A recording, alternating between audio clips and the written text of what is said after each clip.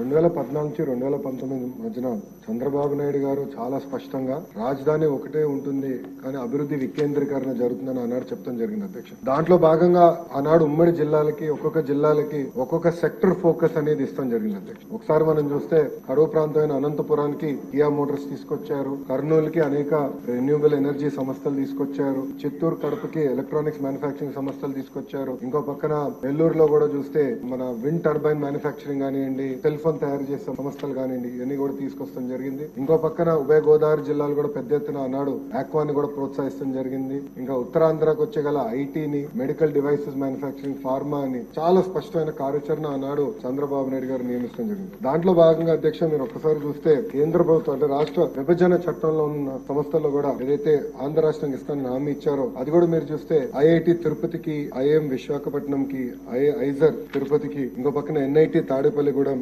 IIIT-DM Kurnool, central university Anantapur, ఇంకా central tribal university Vizianagaram జిల్లా కూడా అన్నాడు మన ప్రభుత్వం కూడా ఇష్టం జరిగింది. అంటే మీరు చూస్తే అభివృద్ధి వికేంద్రీకరణ అంటే ఇది అధ్యక్ష. అంతేగాని 500 కోట్ల రూపాయలు ఖర్చు పెట్టి ఒక ప్యాలెస్ కట్టుకుంటాం కాదు అధ్యక్ష.